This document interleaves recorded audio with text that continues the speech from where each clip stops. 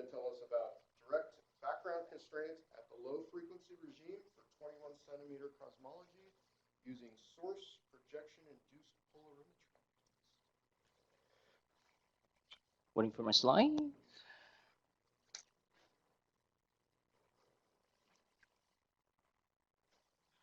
Okay. So yeah, I'm a PhD student at a CU Boulder and currently is a Gold River Predoctor Fellow at the National Radio Observatory, Astronomy Observatory. So today, thanks for Raul and Jordan have presented a very detailed overview of what the 21 centimeter signal is. For here, a couple of slides going to be overlapping what they had, but bear with me at the beginning.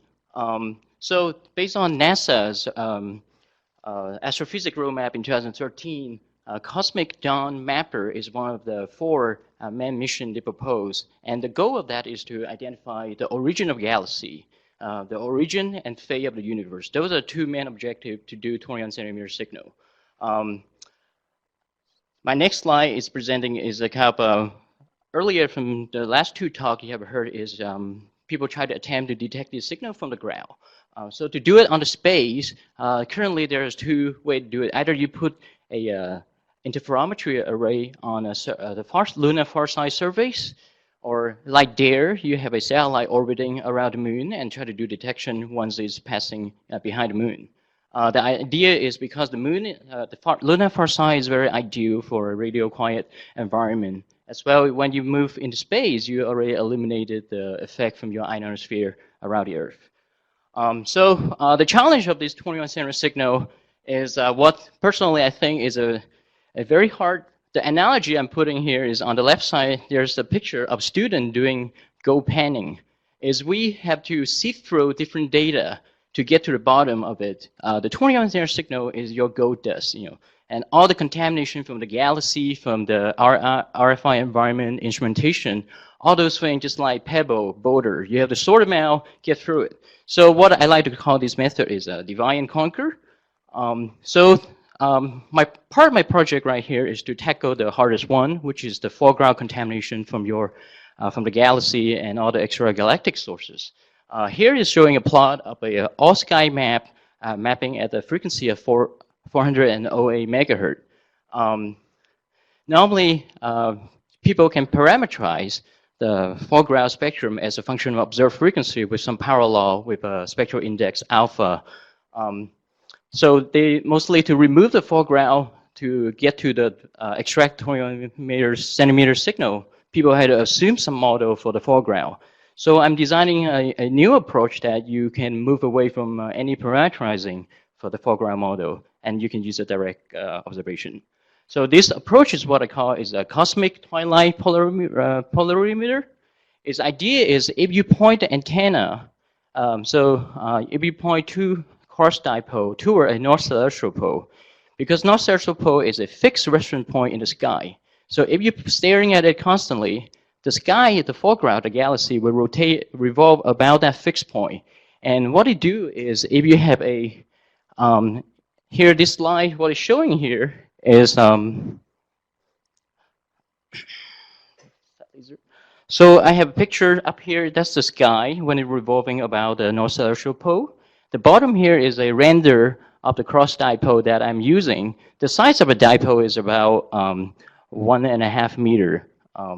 So what it do is when the sky moving about the antenna, what you can do is because the point source is moving around it, it will induce a linear polarization on your instrument. And what it do, the concept here is if the 21 centimeter signal is normally people assume is a homogeneous, of course, or pointing in the sky. But the foreground in front of it is actually not homogeneous, it's actually asymmetric.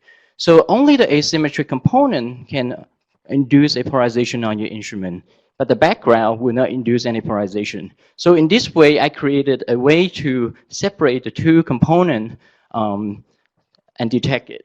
So the concept here is I'm using a Stokes parameter. What it is basically just a mathematical quantity to characterize a different way of the polarization on different bases. So to summarize what I just say is basically I have 2 components. I need to detect the foreground and the background. and I need to come up with a smart way to separate the foreground from the background and subtract it.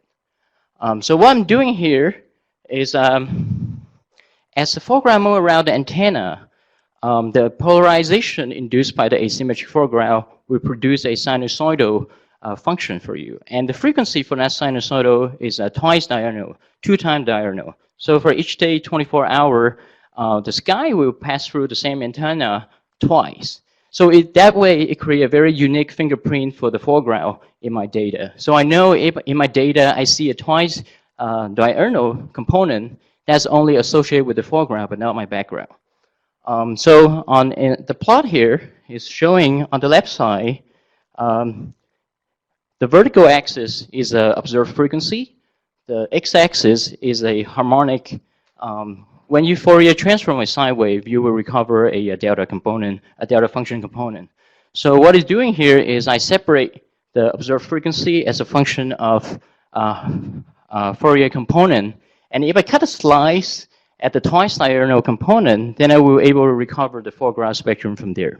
So from this simulation, using a very idealized instrument and sky, I was able to recover the input model for my sky foreground spectrum very nicely. So now the next step is what we're going to do if we have a real instrument.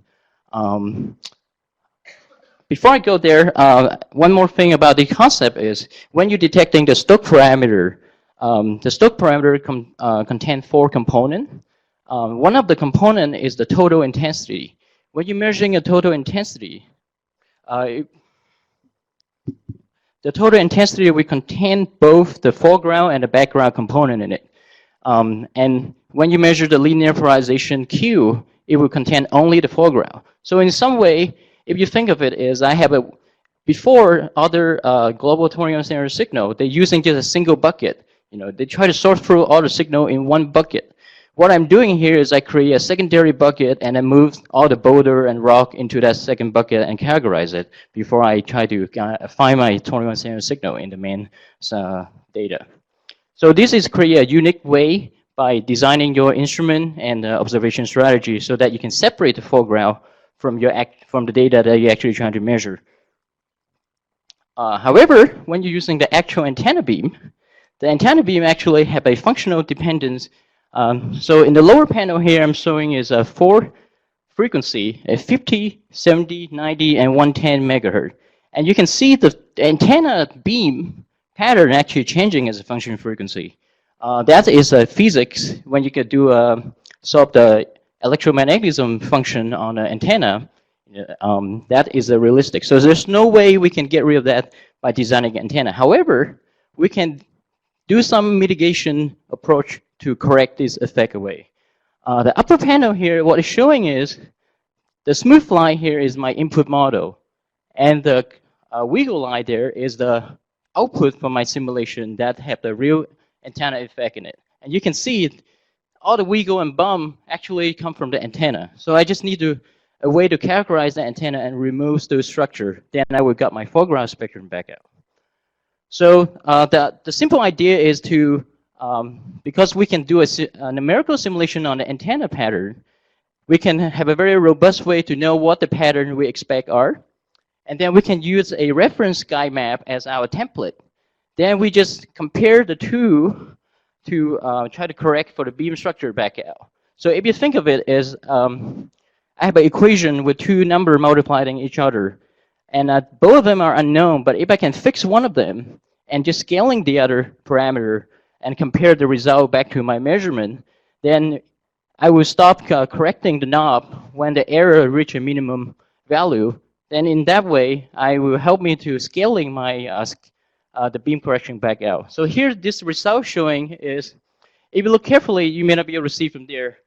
But what I'm having here, the smooth line, have the dashed line, which is the input model.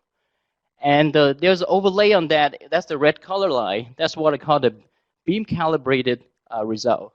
What it's doing here, basically, by doing this process, it have fully removed all the structure from my antenna beam and recover the foreground signal for me. However, this is just a proof of concept test result at the moment. And part of my project is to build a prototype of this and deploy it and see whether we can achieve this sensitivity level. And here's my last slide, is to remind us that this experiment is very hard and very challenging, but we have to do it in order to advance science. So on here, I put up the code from a NESF vision, is to reach for a new high and review the unknown, so that what we do and learn will benefit all humankind. That is one of the main message I want most of you to take away, whether the astrophysics is relevant to what you research or not. But that to keep it being curious and passionate what you're doing, I think that's the more important than the science sometimes. Thank you. I concur with that last message. Questions? No, thank you very much. Oh, yeah, please. So are you proposing to fly a polarimeter as part of the DARE experiment package? Currently, that would be a graph-based prototype. Okay. The polarimeter would be an operation mode for DARE. That would be kind of a mode 2. Okay. Thank you.